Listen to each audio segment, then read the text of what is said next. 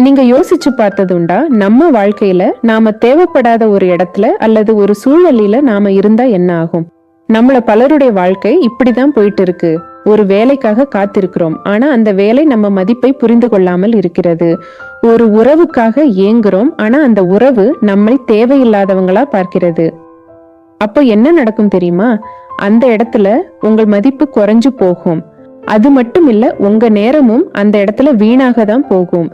நீங்க எவ்வளவு திறமைசாலியா இருந்தாலும், எவ்வளவு நல்ல மனசுக்காரரா இருந்தாலும், சரியான இடத்துல சரியான நேரத்துல இல்லைன்னா அந்த திறமையும் மனசும் வீணா போய்விடும். அதனாலதான் நீங்க தேடப்படாத இடத்துலயும் தேவைப்படாத இடத்துலயும் நிக்காதீங்க.